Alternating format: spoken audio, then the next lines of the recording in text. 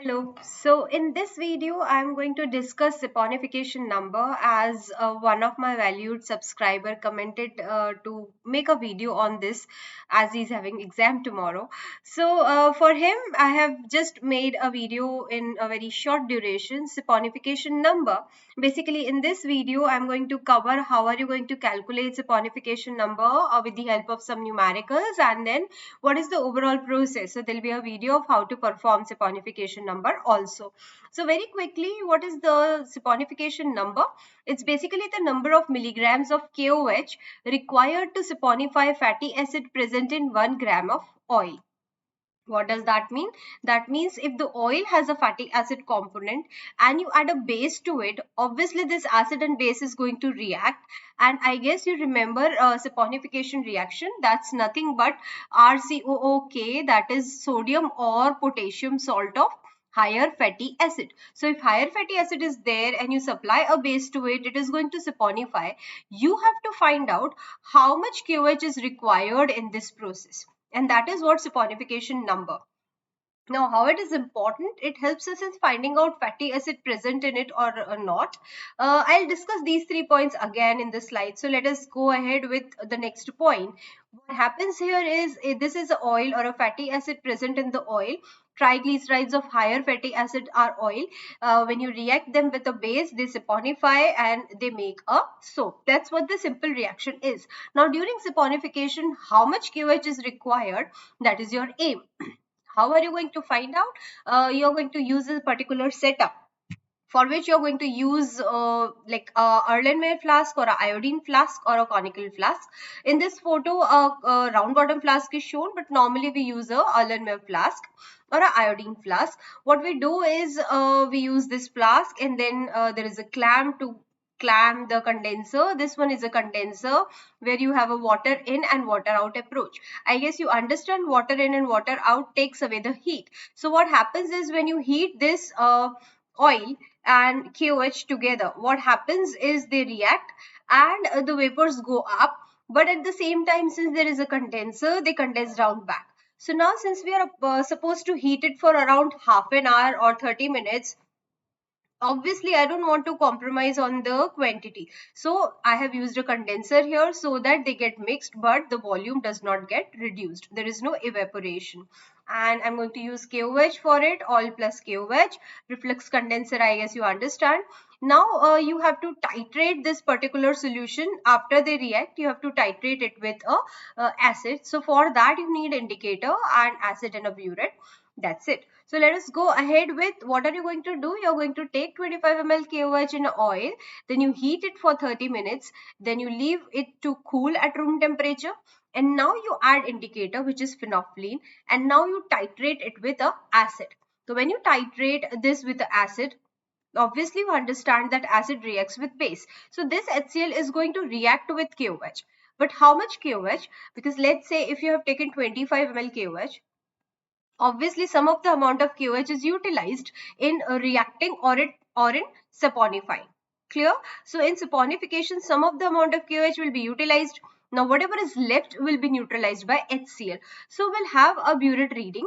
Let's say if the burette reading is this, that means this much HCl is utilized in neutralizing KOH, and which KOH? Which is unutilized by the saponification reaction. So if I get how much is utilized, right, how much is utilized by HCl, let's say x ml, let's say 5 ml titration reading is there. So if you subtract 5 ml, you'll be able to understand that 20 ml has been utilized for saponification and 5 ml left unutilized, which is free, and that's how free base reacts with acid. So with the help of acid, I'll be able to understand how much QH remains free, and if I subtract it from total, I'll be able to understand how much KOH is utilized in saponification, and that is what the aim, correct? Let us go ahead with the video. Let us see what is going on here. So if you see, this is a Colroche flask and then a condenser has been placed properly. Now you switch it on and heat it for around half an hour. Once it is heated properly, take it out, leave it like for cooling. Correct. And then you have to add an indicator phenolphthalein. So here a phenolphthalein indicator has been added. Once you get a like indicator you add, phenolphthalein will give obviously the pink color. Now you titrate it with a acid.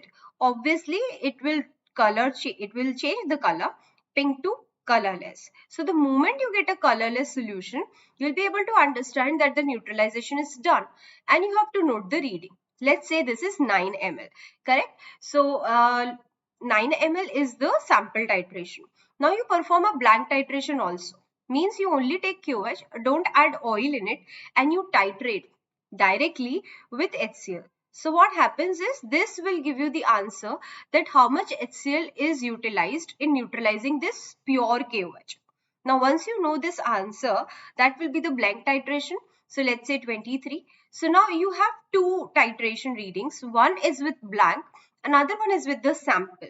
So now if I subtract the reading, I'll be able to understand how much KOH is utilized in saponification. So there is a formula which is like x minus y into 0.5 into 56.1 divided by W. Now I'll explain you the formula. X and y are the readings. 0.5 here is actually the normality of the solution, and if you subtract by the weight, you will get this answer. Let us go to this particular thing in detail. So basically what I'm trying to say is, you want to know how much KOH is utilized to saponify that oil, correct? You want to know how much fatty acid is there. Greater the fatty acid, greater would be the KOH requirement, correct? So now this is the formula. B minus T, that is your blank reading. Blank means only KOH versus HCl. So if I am able to understand 25 ml KOH is neutralized by how much HCl, that will be the standard reading.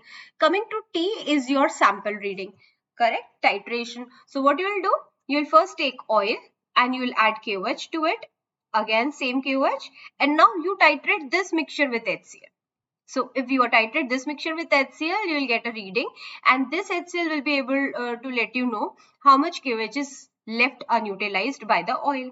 Now if you subtract, this would be the volume of KOH which has reacted with the fatty acid. That is what the main thing. Now you multiply it with the molarity. I guess you understand molarity, N1, V1, N2, V2, and like that. And when you have to convert it into strength, you always multiply it with the weight. So here 56.1 is the weight of KOH, molecular weight, molarity or normality, and divide by the weight of the oil, how much oil you have taken. This is the standard formula. Now let's see, this is the question. Define saponification number.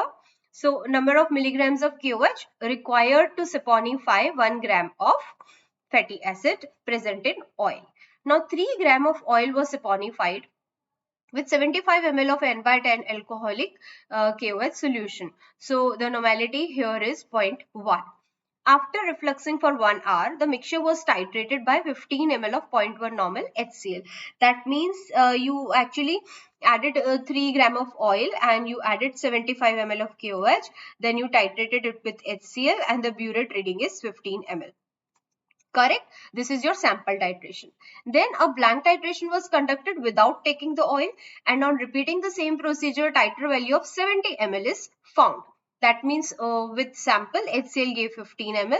Without sample, it gave 70 ml. So obviously 70 minus 15, that is B minus S. 70 minus 15 will give you the amount of KOH utilized in saponification reaction. Multiply by the normality, which is given 0.1. Multiply by 56.1, as I said, molecular weight of KOH, divide by W, which is weight of the oil. How much oil have you taken? So here 3 gram is there, so divide by 3, you will get the value 102.8. I guess you understood this. So basically, what are we going to find out using a saponification number? First of all, obviously fatty acid present in it or not. Then types of oil can be differentiated. Like if one sample is giving you value 104, another sample is giving you value 5. What does that mean? What does that mean? That means here the fatty acid is more, that's why KOH requirement is more, and here the fatty acid is less, correct?